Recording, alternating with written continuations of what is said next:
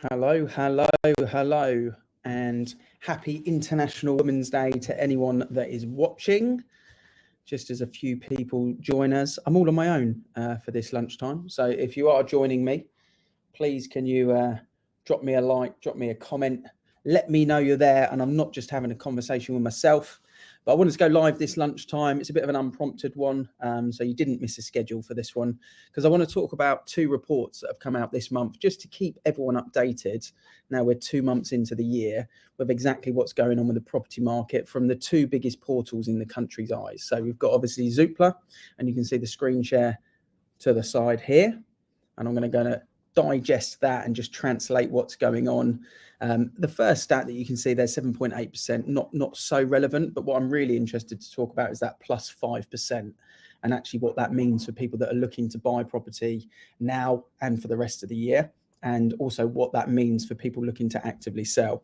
I'm also going to go through the Rightmove report, not in massive detail, but just touch base on the Rightmove report. So yeah, if you're checking in with me, I think I'm on Mike's Facebook page. You might not know that, but I am.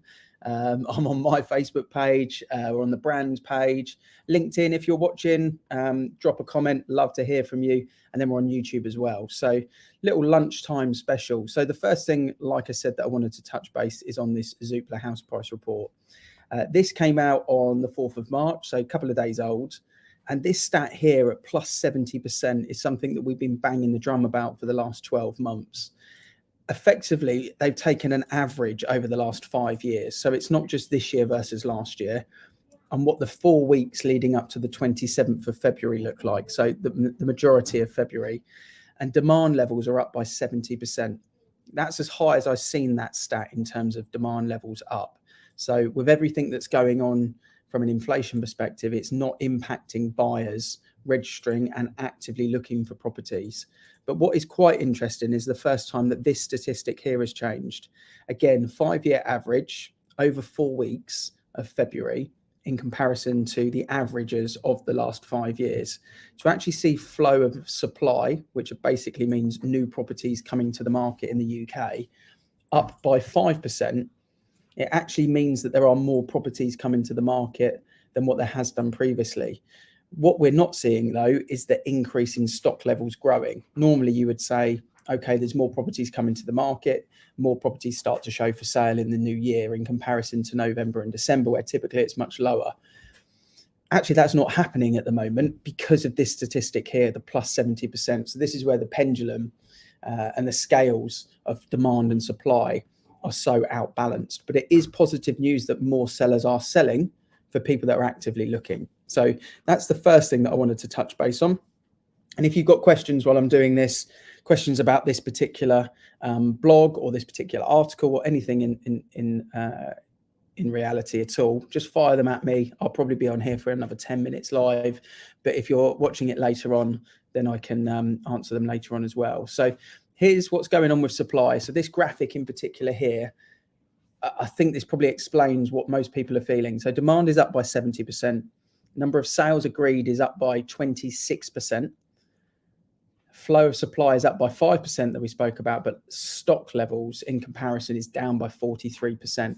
Now, yesterday I was talking to someone at the super prime market, and we were talking about some 10, 11, even 18 million pound properties in Virginia Water. And what he was experiencing from his conversations is a lot of properties being seized, unfortunately, in that part, or fortunately, depending on which way you look at it, because of everything that's going on with Ukraine and Russia. So at the super prime end of the market, there is a hiccup, and there is almost like a stop for anyone looking to actively purchase at that end of the market. Does that impact everyone in what I would call the normal market, sub £1.5 million around here? I don't think so. And this is the evidence that we're seeing here. But it'd be interesting to see how March unfolds and whether there is an impact and a knock through. So that's what we're seeing here. Stock levels down by 43%, demand up, and sales agreed up, and flow of supply up as well, which is positive. House price inflation, we mentioned there, that is increasing.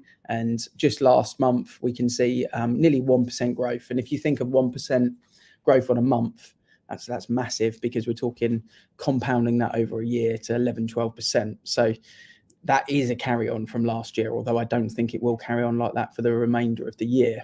Regionally, you can see what's going on at the moment. You've got Wales with its biggest kind of booming growth, Southwest, East Midlands, and I won't go through all of these, but it does give you a really good insight. Average house price from a Zoopla perspective, and the average value at the moment is 244,000. So this particular Zoopla blog is actually on our page. It's on our website, and I've put a link into this post. Got Trevor that's checking in. Hello, Trevor. Good afternoon to you on LinkedIn. Hope you're enjoying your lunch, listening in to me. Appreciate that.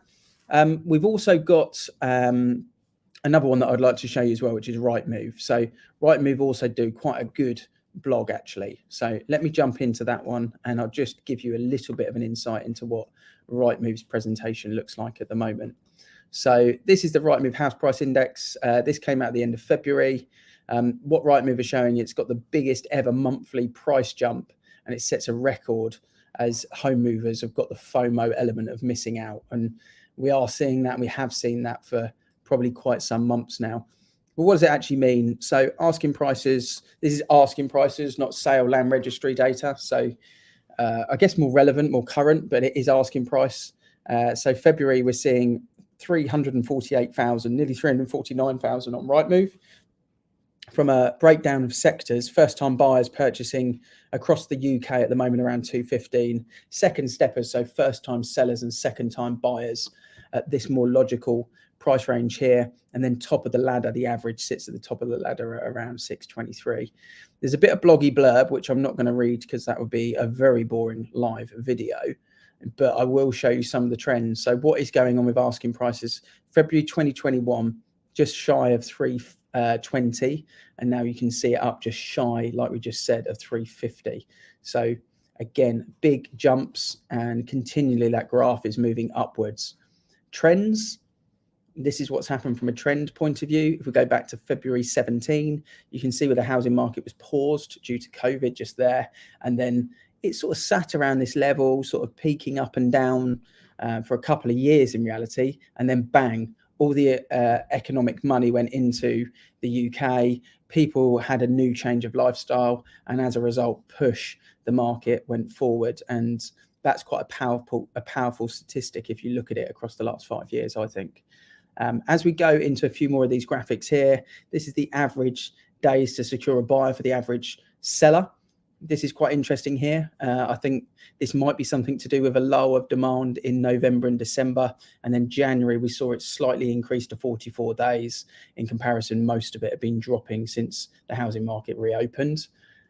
And if we look at the kind of national graphic, you can pretty much see that every area, month by month, is increasing on asking prices.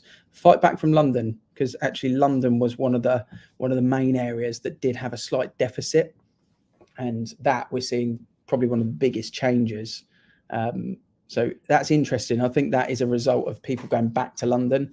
I have spoke to some people, and it does seem that a lot of people moved out of London. Now they're actually missing it and they're moving back to London. So definitely seeing that fight back in London there. Where we are down the south here, fairly sort of solid year-on-year change, nearly 11%. And as you can see, average days to sell in comparison to a London property, much lower, which is very positive, and a big asking price there as well.